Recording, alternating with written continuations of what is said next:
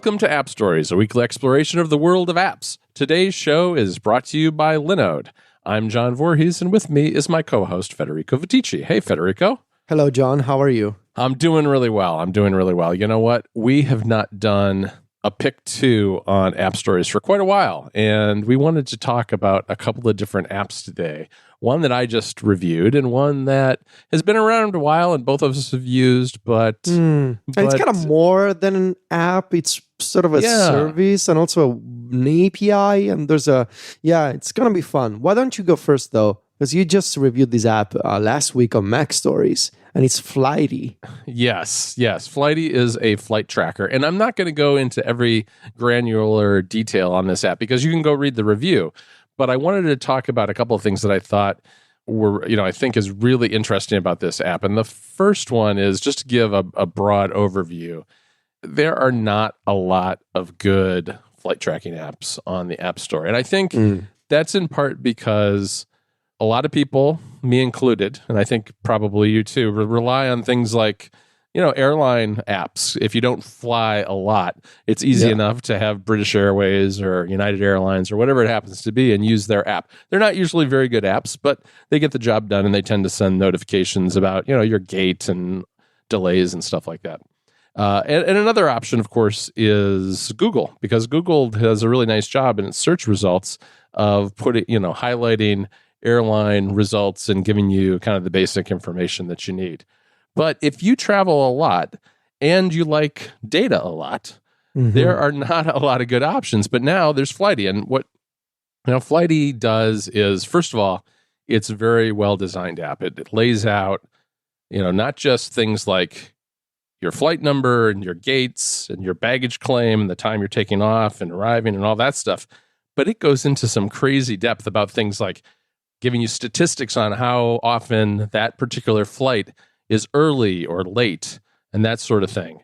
It also has a feature which the developers say is unique to Flighty, which is it actually tracks the plane, the actual physical airplane, coming to your city that you're going to depart from 25 hours in advance of your flight. So, the reason it does that is if, say, I just came back from Los Angeles, and I think my plane started in Hawaii, in Honolulu.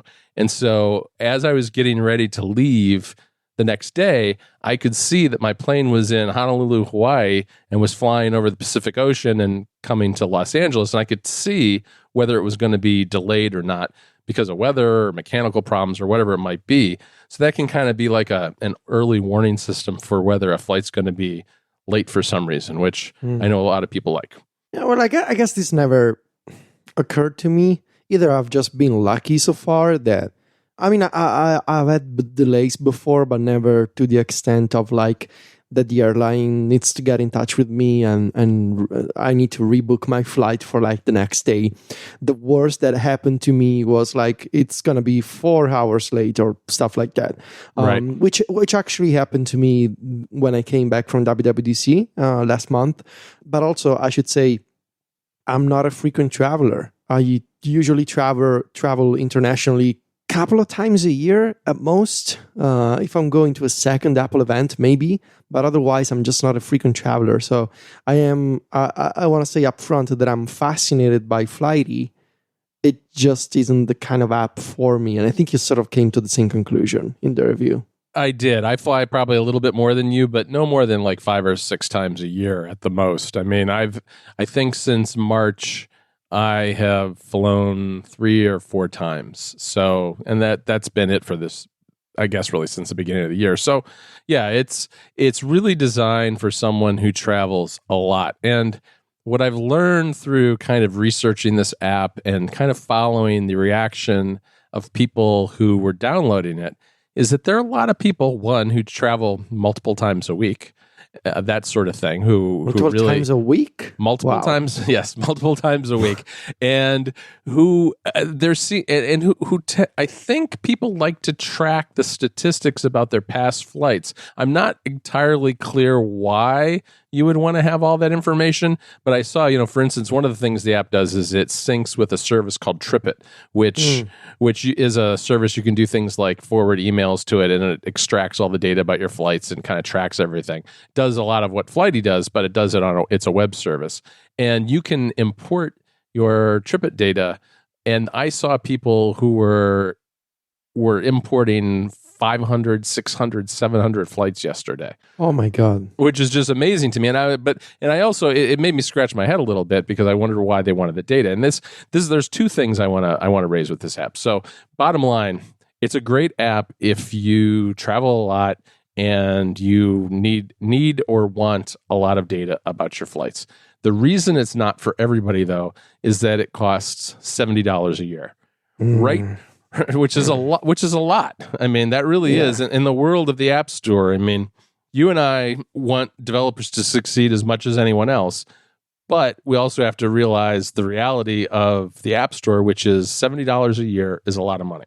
And I'm not aware of any other travel trackers, flight trackers that charge that much. I think App in the Air is like $50 a year, I want to say. Right now, Flighty is $50 as kind of an introductory price, but it's going up to $70. And if you do it monthly, you can do it that way too, especially, which is, that's a good option if you have, maybe there's 1 month where you have some special project for work or something that you have to travel a lot for. That's $9 a month.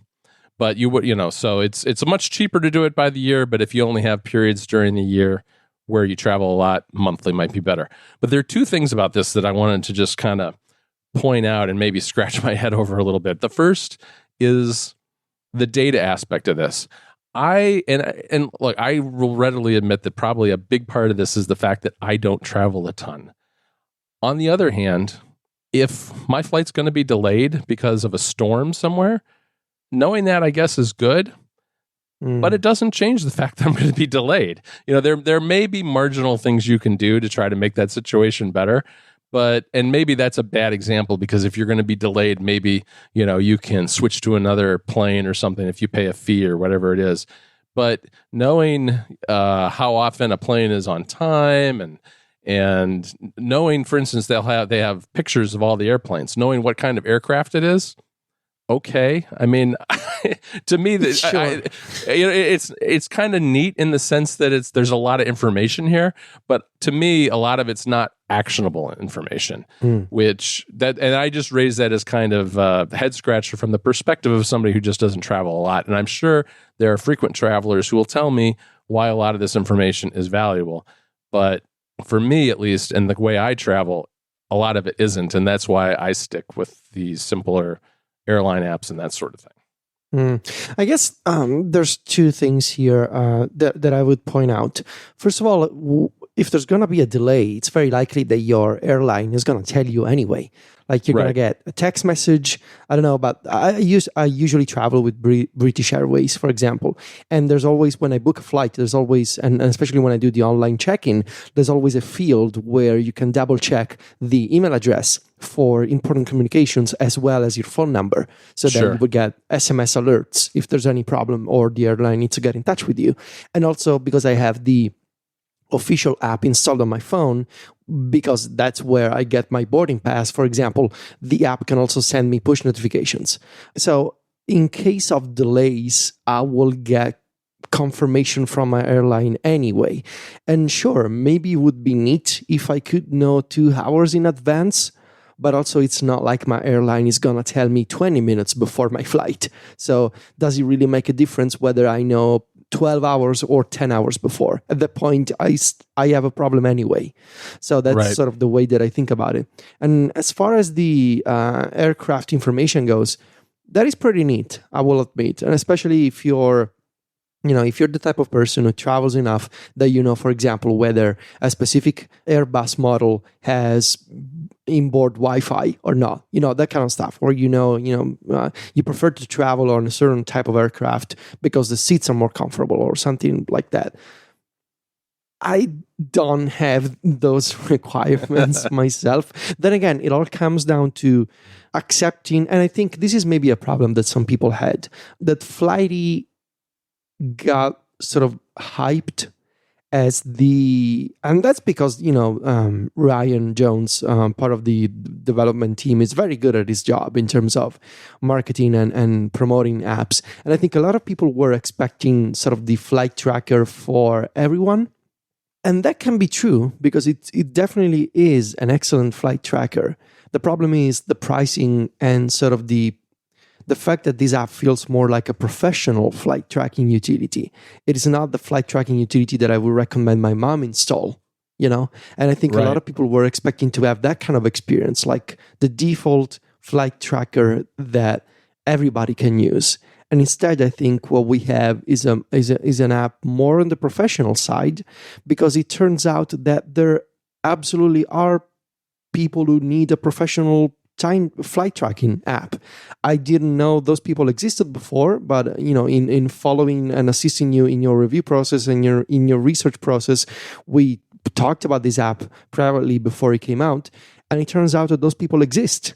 Folks who travel multiple times a week, which I absolutely cannot fathom doing that myself. It would kill me to fly multiple times a week. But there's people who do that. So I think a lot of people were expecting to have, to use another app by Ryan Jones as an example, to have the new weather line, which is an excellent alternative to the Apple Weather app, for example, but for flights. And instead, I think Flighty is the Logic Pro 10 of flight tracking utilities, and not everybody needs that.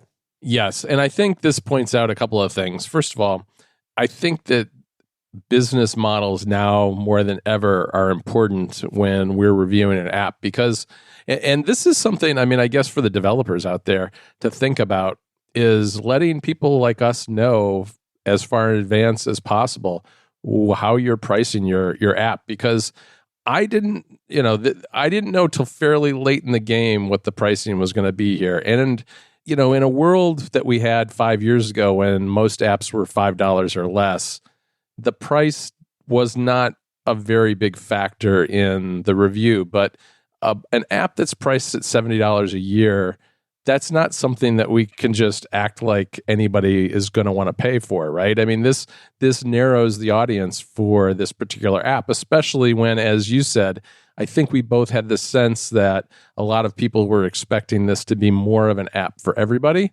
and I don't think it really is. So there's that. I just think that, pricing has become a bigger part of our jobs in terms of figuring out who the apps are for and whether it fits that audience well. And then secondly, I don't want to pass by the fact that there is a free version. You can use this app for free, and it'll give you the basics, the kind of stuff that you and I care about, like departure times and gates and baggage claim and all that sort of stuff.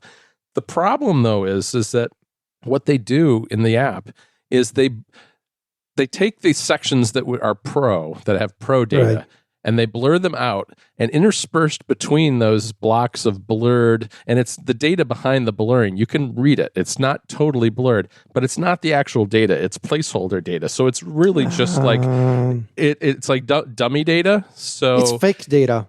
Yes, it is. So it's all it's doing then for someone who's using the app for free is making the view a lot longer and requiring you to scroll past some of that in order to get to the data that is part of the free plan. And that really bothered me, just because I just feel like it was a bad user experience, especially since those blurred sections in the corner had a little Try Pro badge in the corner, which there were 5 of those. And, part of the thing, of the selling, part of the marketing of this was that it's ad free.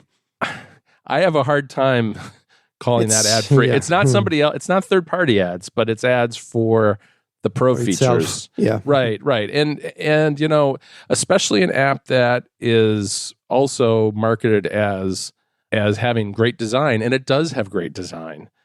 That really took away from the free experience for me. So I don't think, personally, I don't think I would use the free experience, because I think that would bother me.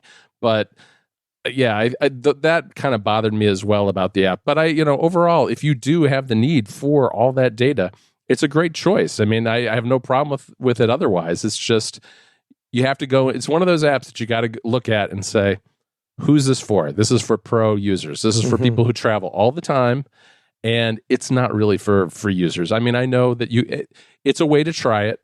But there's also a 14-day free trial, so you can see all the data without the blurring and everything. So, yeah, if it's something that you think might be useful to you because you travel a lot for work or whatever it is, definitely give it a try. I mean, I like it a lot. And I think if that blurring was gone, I might use this as kind of my flight tracker. I use things like Flight Logger now sometimes, or as you said, I use, the airline apps. But yeah, give it a try because it's a great app. There are a few things about it that, limit its utility, I think, for users.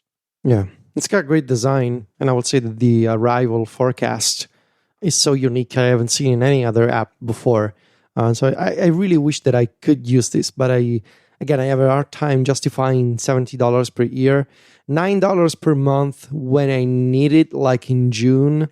That would be fine, but another issue for me is the lack of sharing. So with App in the Air, for example, I can put in my girlfriend's phone number and she gets notifications. Text messages about whether my flight has landed or stuff like that. And I would like to see to go all in with Flighty even for just a month. I would really need to have that kind of sharing aspect. Otherwise, I'm just gonna keep using something like Flight Logger or even just the British Airways app for myself, and then App in the Air for sharing with others. Right, because you can put her phone number in the British Airways app too. Right, exactly. They do have sharing in Flighty, but it's manual, right? You tap a share sheet button and it sends like the details of your flight. It's not automatic the way some other services have. This episode of App Stories is brought to you by Linode. With Linode, you can instantly deploy and manage an SSD server in the Linode cloud. And you can get a server running in just seconds with your choice of Linux distro, resources, and node location. Linode has hundreds of thousands of customers, and they're all looked after by their incredible 24/7 support team.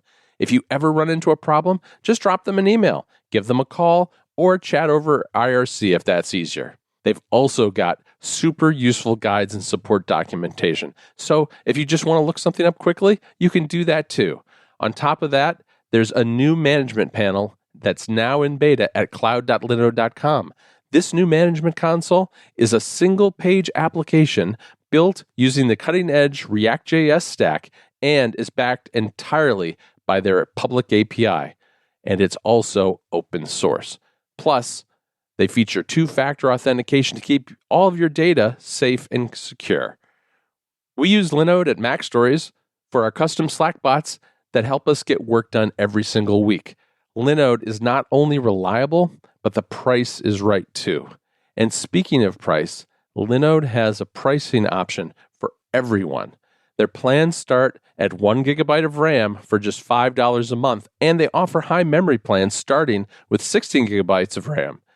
And Linode has a special offer just for App Stories listeners. As a listener of this show, you can go to linode.com/appstories and use the promo code AppStories2019 to get $20 toward any Linode plan. On a 1 gigabyte of RAM plan, that's like 4 free months.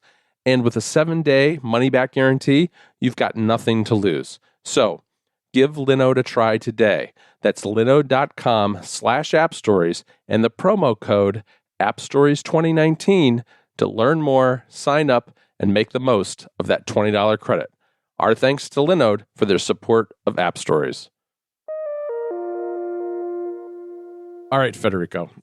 All right. Let's talk about Pushover because this is an app that I like a lot. I've used it. My use of this app over time has been spotty. I mean, I'll use it for certain uses now and then, but then I'll go for a long time without using it. And I really like what you're doing with it with HomeKit. So why don't you explain a little bit? I mean, first of all, how have you used it historically? Because I know you use it for Mac Stories. And then secondly, what are some of the new uses that you're using it for lately? Sure. So Pushover is an iOS app that sends you push notifications, but that app is also a web service and an API. Pushover is a notification service that can be connected to essentially anything. It's got integrations with IFTTT or Zapier or other web automation services. It's got an open API, so it's got a REST API. You can make web requests using the terminal or using shortcuts or using your own program. You can do whatever you want. And once you can send notifications that can have custom titles, custom messages, can have attachments such as links or images, for example, and can have different levels of emergency. You can issue emergency notifications that you need to manually acknowledge. Otherwise, they will keep bothering you like every minute. It's totally customizable. And on iOS, you get these notifications. You get a full list of all previous notifications. And you can manage them. You can create multiple channels. It's really well done. It's a full-featured notification service that you can connect and program to, connect to different services, different apps. I've been using it historically for Mac stories to receive notifications about new Apple software updates. So I connected Pushover to the istheapplestore.down.com service, which of course does a lot more than just tell you whether the Apple Store is down these days. It can let you know when Apple releases a new version of iOS, for example. And I've also used Pushover to get alerts about new Apple press releases.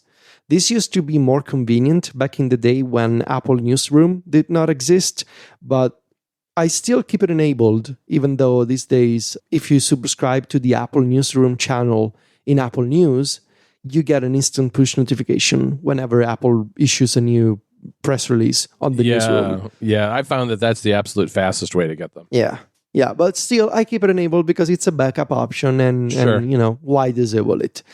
For the past 6 months, 7 months, probably even more, I have used Pushover with Hazel. So Hazel is the automation app for Mac. On my Mac Mini, and I think we talked about this before in the episode where we described our Mac Mini setups, maybe. I have Hazel running on my Mac Mini and monitoring a folder where I have a text file. That text file contains links to YouTube videos. Those YouTube videos I want to download locally, usually in 4K, using YouTube DL. YouTube DL is a command line program that can download videos in multiple formats, including 4K, as files on your computer. And I do this because the YouTube app for iOS, including the iPad Pro, does not support native 4K playback or HDR. I think maybe it supports HDR now on compatible devices, but it doesn't support 4K because Apple and YouTube don't get along in terms of codecs and stuff like that. Right. So when I want to watch, for example, a good MKBHD video in native 4K, YouTube DL is the only way for me to actually get the file, upload it to my Plex, for example, and watch it via my iPad Pro. So I download the video on my Mac Mini, use Hazel to download the file and move the file to my Plex library. And then from the iPad Pro, I can open Plex and watch it in 4K. So it's sort of a way to bypass YouTube and its limitations. However, when I queue these videos for download, they may take a while for the conversion, the download and the conversion process to be completed. So I like to use Pushover to tell me when a video is done downloading from YouTube and being converted. If, for example, I want to convert it from the WebM format to MP4, for example, I like to get a notification that tells me the video is done. It's now ready for you to watch in Plex. So what I did was in Hazel, I set up a command in the shell that issues a post request to the Pushover API. It uses my username and my private API token, and it sends a notification to all of my devices saying the video is now done. You can watch it in Plex. And that is possible because Pushover has an open API that accepts any JSON content. So you can send a custom title, a custom message, and whenever a video is done, because YouTube DL has done its job, I get a confirmation on my phone and my iPad, and that's cool because I know that my Mac Mini is doing things in the background.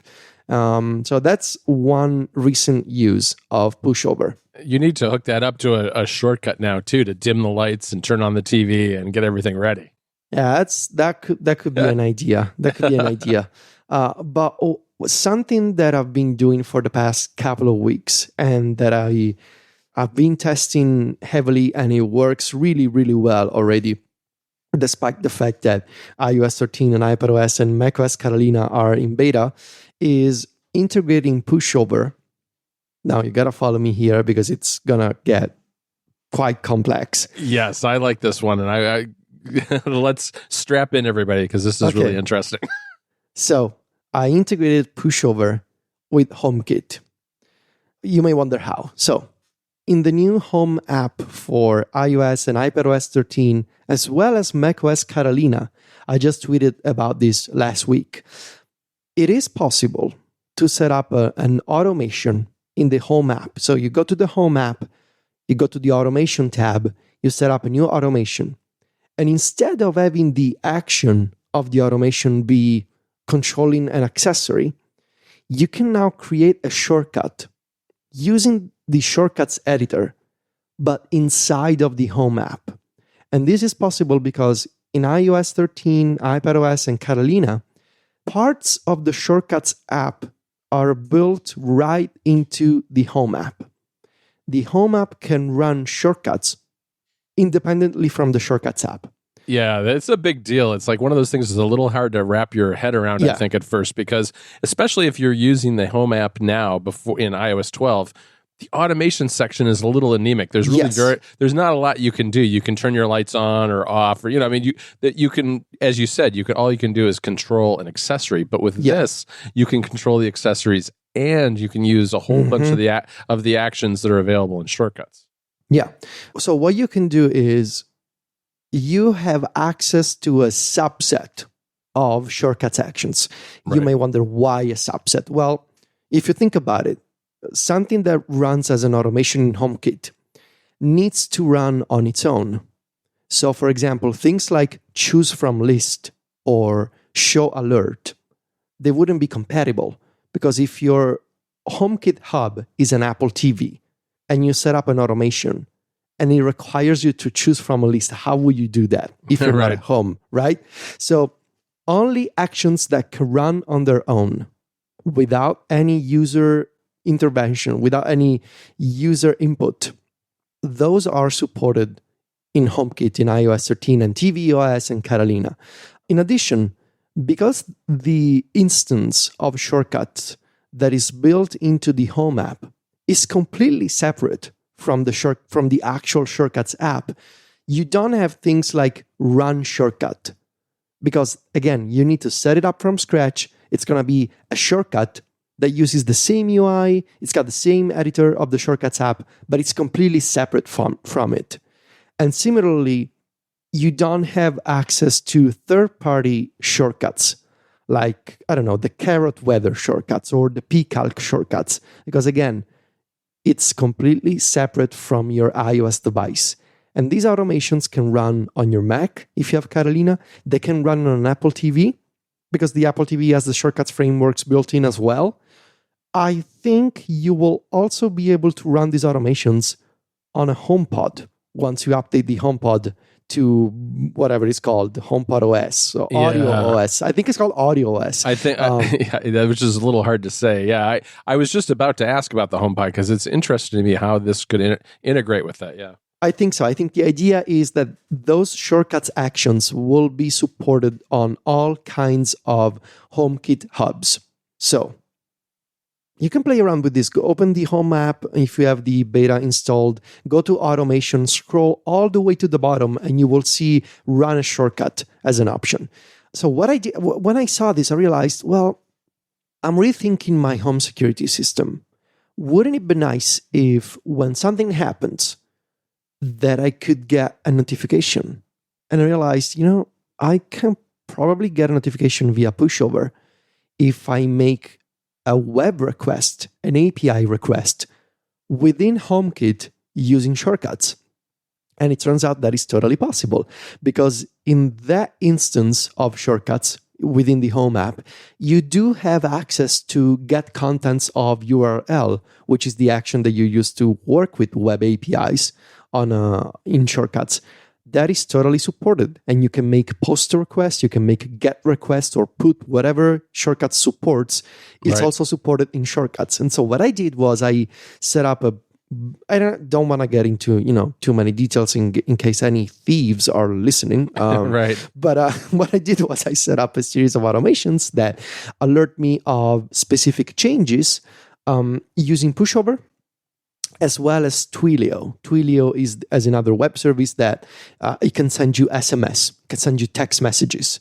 So I have 2 layers of notifications for important device and accessory changes that come to my phone and my iPad and my Apple Watch, and it's entirely programmed within the Home app. There's a few bugs right now in that these automations are not syncing correctly between devices, or rather, the changes are slow to sync between like the iPhone and the Mac, or the iPhone and the iPad. But it does work, and it's amazing. So now whenever something changes, like an accessory status changes, I can issue a pushover notification from HomeKit. So even if only my Apple TV, which is running the tvOS 13 beta, is on in my home, that will effectively run a shortcut and send me a notification with pushover, which is, I think, is just wild. Yeah, that is really amazing. And when you think about it, there's a lot of things that might be possible with this, because the notifications that have been possible in Home to date are fairly limited. It's either you get notifications or you don't. And for instance, I can see scenarios where I might want to know on particular days whether my back door is open, because I know those days I'm away and I don't want to constantly be alerted to the back door of my house opening when I'm at home, because I'm home and it's just not relevant. But I know when I'm going to be away. And there's just, it's one of those things where I think it's going to take a little while to figure out exactly the best kind of use cases for this. But I think you're really onto something in terms of, things especially once you integrate web APIs, there's a lot that you can do to extend HomeKit that way. Yeah. Okay, Federico, I think that's a great place to stop for today. Definitely, if you're a frequent traveler, go check out Flighty. And Pushover is worth looking at now, because getting familiar with the API, getting familiar with how the app works, all those things will give you a head start when you start trying to integrate these things with HomeKit automation and other things in iOS 13. I want to thank our sponsor again for today. That's Linode, and we will talk to you next week. Talk to you later, Federico. Ciao, John.